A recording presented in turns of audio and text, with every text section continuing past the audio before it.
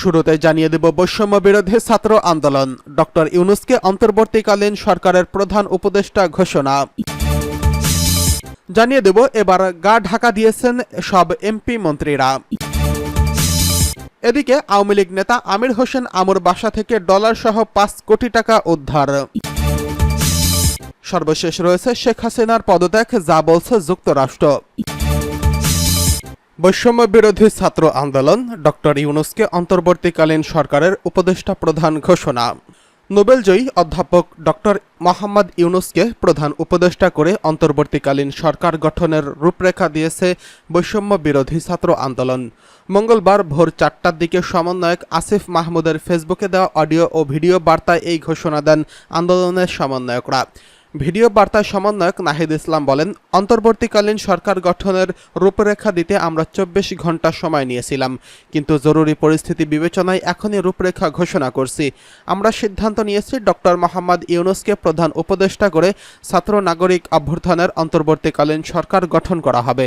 তার সঙ্গে আমাদের কথা হয়েছে, তিনি আমাদের দায়িত্ব নিতে সম্মত হয়েছেন। এই সমন্বয়ক আরও বলেন, আমরা সকালের মধ্যে সরকার গঠনের প্রক্রিয়া দেখতে চাই। রাষ্ট্রপতির কাছে অনুরোধ থাকবে ডক্টর মোহাম্মদ ইউনূসকে প্রধান উপদেষ্টা করে অন্তর্বর্তীকালীন সরকার গঠন করা হোক। অন্তর্বর্তীকালীন সরকারের বাকি সদস্যদের নামও আমাদের সকালের মধ্যে ঘোষণা করব। এর আগে সারা দেশে সহিংসতা ও লুটপাট রোধে ওয়ার্ড ভিত্তিক সাম্প্রদায়িক সম্প্রীতি ও রাষ্ট্রীয় সম্পদ রক্ষা কমিটি গঠনের আহ্বান জানান বৈষম্য বিরোধী ছাত্র আন্দোলনের প্রধান সমন্বয়ক আসিফ মাহমুদ। সোমবার দিবাগত রাত ১:৩০টার দিকে তিনি সামাজিক যোগাযোগ মাধ্যম ফেসবুকে এক পোস্টে এই আহ্বান জানান। আসিফ মাহমুদ বলেন, সারা দেশে স্ব-উদ্যোগে ওয়ার্ড ভিত্তিক সাম্প্রদায়িক সম্প্রীতি এবং রাষ্ট্রীয় সম্পদ রক্ষা কমিটি গঠনের জন্য ছাত্র নাগরিক অভ্যুত্থানের সকল অংশগ্রহণকারী ও আপামর জনতার প্রতি আহ্বান জানাচ্ছি।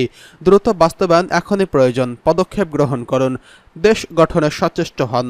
অপর এক পোস্টে তিনি বলেন, আওয়ামী নৈরাজ্য ও ঘৃণ্য রাজনীতি প্রসূত এই সাম্প্রদায়িক উস্কানি, হামলা ও সকল লুটতারাজ রুখে দেওয়ার জন্য ছাত্র নাগরিকদের প্রতি জোরালো আহ্বান থাকল।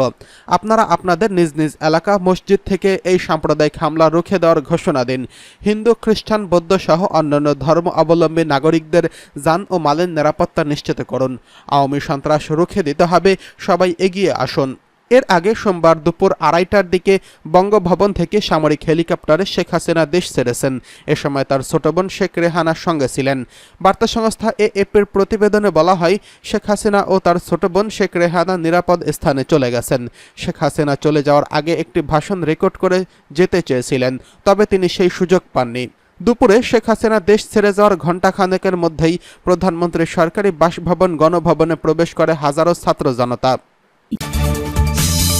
এদিকে গা ঢাকা দিয়েছেন সব মন্ত্রী এমপিরা। নজিরবিহীন দুঃশাসন ও স্বৈরাচারিতার প্রতিবাদে ছাত্র জনতার এক অবিস্মরণীয় অভ্যুত্থানের মুখে হাসিনা সরকারের পতনের পর অজ্ঞাবহ এমপি মন্ত্রীদের প্রায় সবাই গা ঢাকা দিয়েছেন।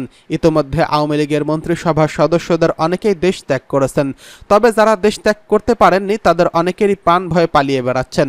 এদিকে পলায়ন পর এমপি মন্ত্রীদের বেশ কয়েকজন সেনা হেফাজতে ক্যান্টনমেন্টে অবস্থান করছেন বলে জানা গেছে। এছাড়া মন্ত্রিসভার কয়েকজন সদস্য জীবনের নিরাপত্তা চেয়ে বিভিন্ন দূতাবাসে আশ্রয় চেয়েছেন, এমন খবর পাওয়া যাচ্ছে।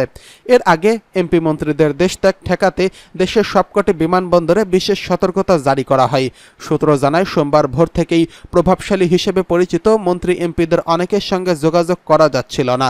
অনেকের মুঠোফোন বন্ধ ছিল, বিশেষ করে স্বরাষ্ট্রমন্ত্রী আসাদুজ্জামান খান কামাল, সেতুমন্ত্রী ওবায়দুল কাদের, আইনমন্ত্রী আনিসুল হক অজ্ঞাত স্থানে চলে যান।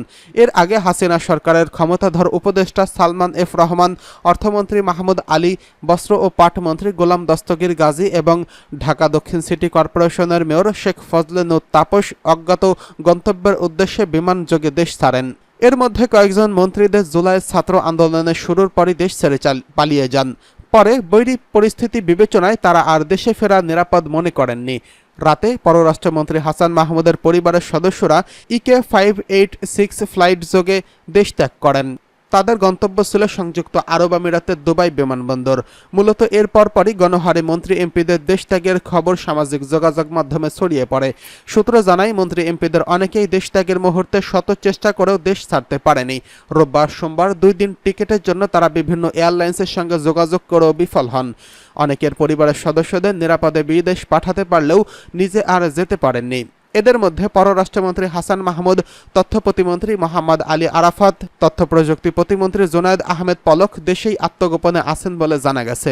বিশেষ করে শিক্ষামন্ত্রী ব্যারিস্টার মহিবুল হাসান চৌধুরী নওফেল সোমবার বিকেল পর্যন্ত তার বনানীর বাসায় অবস্থান করছিলেন। সরকার পতনের খবর ছড়িয়ে পড়লে সন্ধ্যার পর তাকে তার নেতাকর্মীদের সঙ্গে যোগাযোগ বিচ্ছিন্ন করেন। এর আগে রোববার মন্ত্রী, এমপি ও সরকার ঘনিষ্ঠ ব্যবসায়ীদের অনেকের বিশেষ প্রোটোকল চেয়ে শাহজালাল আন্তর্জাতিক বিমানবন্দর ইমিগ্রেশন পুলিশের কাছে চিঠি দেয়। বিমানবন্দরের নিরাপত্তায় নিয়োজিত এফসেক ও সহকারী পরিচালক নাসিমা শাহিন স্বাক্ষরিত তালিকা অনুযায়ী দেশ ছাড়া মন্ত্রী, এমপিদের মধ্যে রয়েছেন পূর্তমন্ত্রী আরওয়ামা ওবায়দুল মোক্তাদির, সাবেক পাট ও বস্ত্রমন্ত্রী গোলাম দস্তগীর গাজী, অর্থমন্ত্রী আবুল হাসান মাহমুদ আলী, স্থানীয় সরকার মন্ত্রী তাজুল ইসলাম, সাবেক হুইপ নুরি আলম চৌধুরী, কৃষিমন্ত্রী আব্দুস শহীদ, সাবেক ভূমিমন্ত্রী সাইফুজ্জামান চৌধুরী জাবেদ, এমপি নুরি ইসানা লিলি চৌধুরী, তার পরিবার, উত্তরা এলাকায় সাবেক এমপি হাসান হাবিব এবং জেপি প্রধান ও সাবেক মন্ত্রী আনোয়ার হোসেন মঞ্জু ফ্লাইটযোগে দেশ ছেড়ে পালিয়েছেন। এদিকে আওয়ামী লীগ নেতা আমির হোসেন আমর বাসা থেকে ডলারসহ ৫ কোটি টাকা উদ্ধার। ঝালকাঠি ২ আসনের সংসদ সদস্য আমির হোসেন আমর ঝালকাঠির বাসভবন থেকে ডলারসহ প্রায় ৫ কোটি টাকা উদ্ধার করেছে সেনাবাহিনী ও পুলিশ।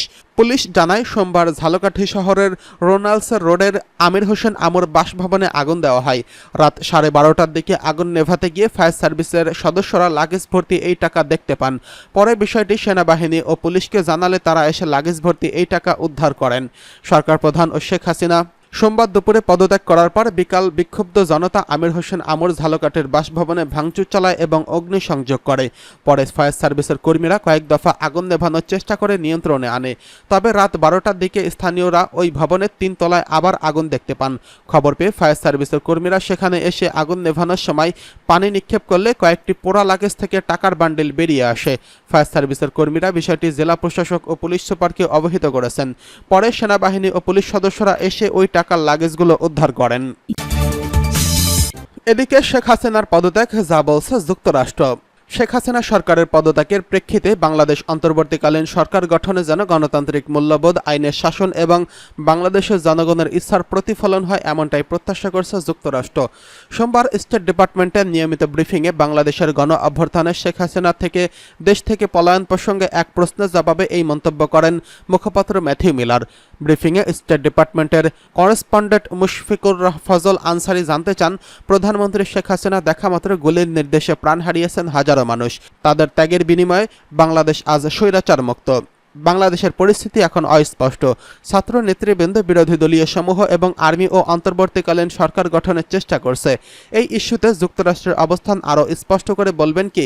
জবাবে ম্যাথিউ মিলার বলেন, এ বিষয় নিয়ে বেশ কিছু কথা বলেছি। প্রথমত, বিগত কয়েক সপ্তাহে সহিংসতায় যারা নিহত ও আহত হয়েছেন, আমরা অবশ্যই তাদের প্রতি শোক ও সমবেদনা জানাচ্ছি। সহিংসতা বন্ধ ও দায়ীদের জবাবদিহিতার আওতায় আনার দিকে এখন আমাদের দৃষ্টি। অন্তর্বর্তীকালীন সরকার গঠনে যাতে গণতান্ত্রিক নীতিরীতি এবং আইনের শাসন ও বাংলাদেশের জনগণের ইচ্ছার প্রতিফলন হয়, আমরা সেই প্রত্যাশায় ব্যক্ত করছি।